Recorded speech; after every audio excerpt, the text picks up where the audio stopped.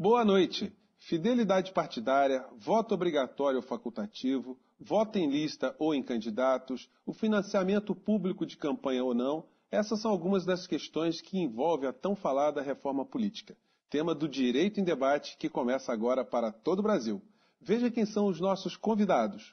O sociólogo Léo Lince, o doutor Carlos Roberto Siqueira Castro, que é conselheiro federal da OAB, seção Rio de Janeiro, e o deputado federal Miro Teixeira, do PDT do Rio de Janeiro.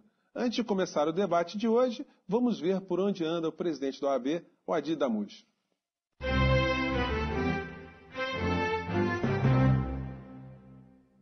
Lembrar para que nunca mais volte a acontecer. Hoje eu estou num lugar histórico. Aqui, nesta sala, trabalhava a dona Lida Monteiro, assassinada por uma bomba enviada pela ditadura militar em agosto de 1980. Dona Lida simboliza uma época que nós queremos que nunca mais volte, que nós nunca mais vivamos aquilo que vivemos naquele triste agosto de 1980. E o tema de hoje tem ligação com aquela época, né? Porque naquela época não seria possível debater o que vamos debater hoje. Vamos debater reforma política. Isso era impossível de discutir, isso era impossível de sussurrar, isto era impensável em agosto de 1980. Mas hoje estamos aqui. A OAB, que participou dessa tão dura conquista da democracia, hoje está aqui para debater, juntamente com você, um tema que diz respeito ao aperfeiçoamento da democracia. Você, caro telespectador, vira e torna, ouve no noticiário de televisão, lê no noticiário de jornal, lê as colunas, vê na internet temas ligados ao assunto de hoje. Financiamento público de campanha, reforma partidária, aperfeiçoamento, enfim, da democracia. É disso que os nossos debatedores tratarão na noite de hoje. Eu queria começar esse programa de hoje, aqui, depois da fala do Dr. Adi, com o deputado Miro Teixeira. Deputado, de que reforma política se fala hoje no Brasil? Isso é uma coisa formidável, porque se você detestar um político, você deve dar 2 horas a ele para ele expor que reforma política é necessária. Eu lhe afirmo que não sairá, a não ser de alguns que estão mexendo ali muito com esse assunto, e há muitos anos, não sairá grande substância. Nós vivemos num país em que a Constituição é desobedecida pelas autoridades. A primeira reforma política do Brasil é impor o cumprimento das leis e da Constituição àqueles que ocupam o poder. O Congresso Nacional tem vetos há 10 anos que não são examinados. As medidas provisórias têm uma tramitação que exige a constituição de uma comissão especial do Congresso, que nunca é constituída.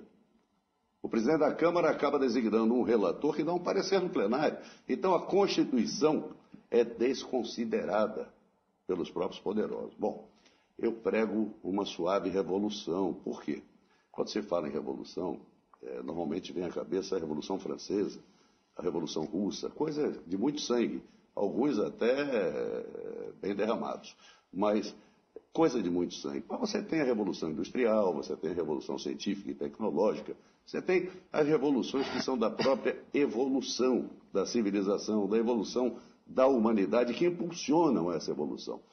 A reforma que nós precisamos hoje é fazer com que as autoridades obedeçam os princípios da moralidade, da transparência, da impessoalidade, que cumpram aquelas determinações da nossa Carta Magna. Bom, o que se discute no Congresso é exatamente o voto em lista, o financiamento público, que eu não chamo de reforma política. Isto é uma discussão do sistema eleitoral de deputados e vereadores. Você tem no Brasil a eleição de presidente da República, senador, governador, prefeito. Não se está falando de nada disso aqui.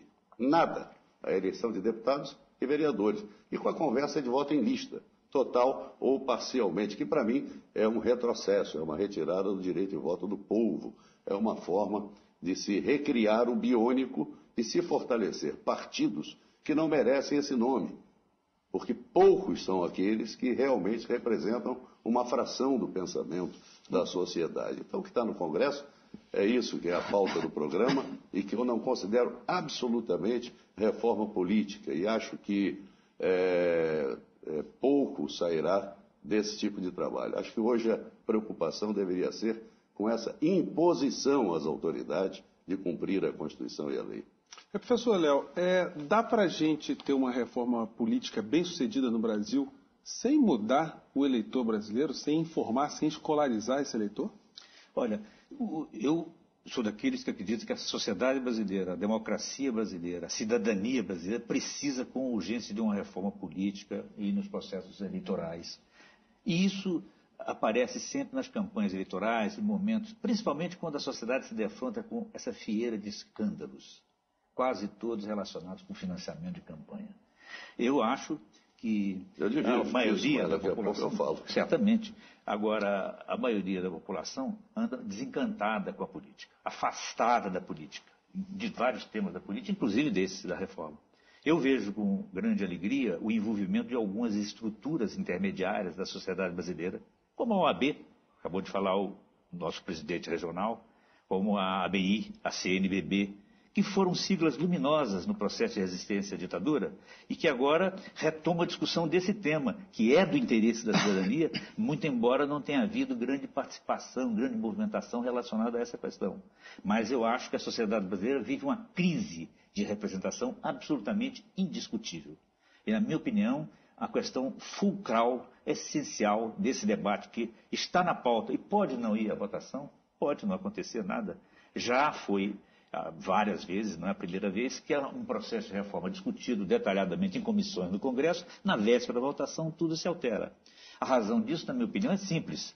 As forças políticas que têm maioria no Congresso, elas foram eleitas nessa legislação atual. Os que têm interesse em mudar nem sempre têm força dentro do parlamento. E os que têm força nem sempre têm interesse em mudar, muito embora seja comum a retórica da necessidade da reforma.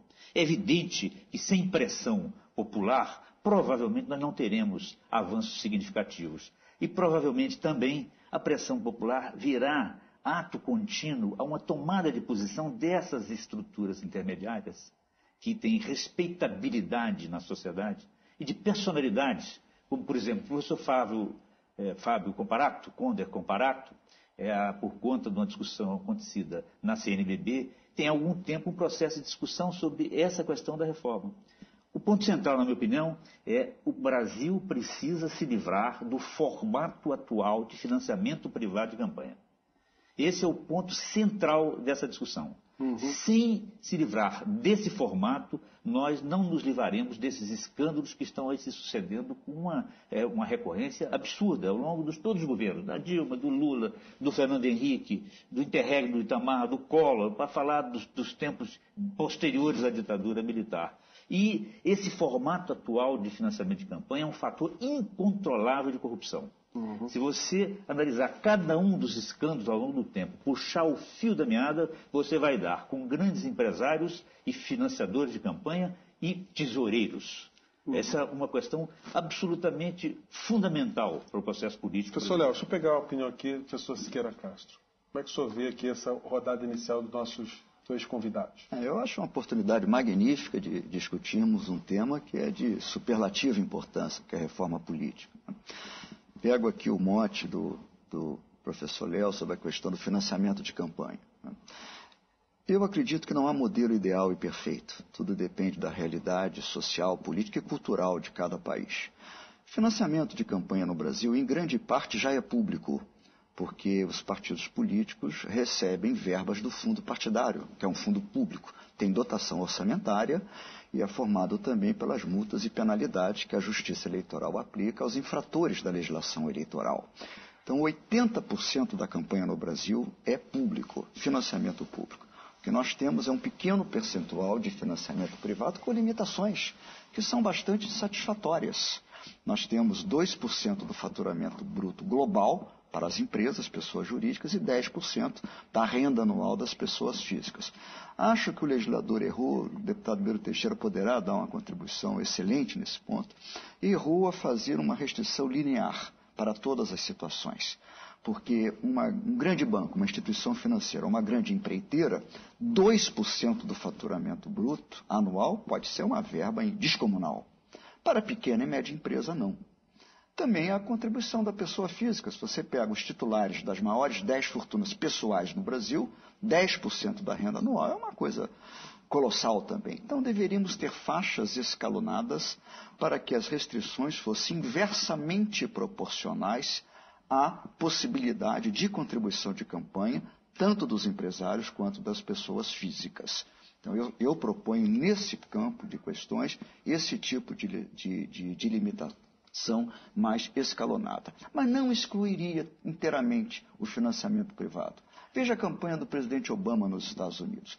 Milhões de americanos fizeram doações de até $10 apenas, altamente democrática, pela internet. E aquilo foi que derrubou o establishment bilhardário do presidente Bush e do seu candidato nos Estados Unidos. Siqueira Castro, esse tema é espetacular. Eu fico muito honrado de estar coordenando aqui o debate dessas feras. Mas a gente volta já em 1 minuto, não saia daí.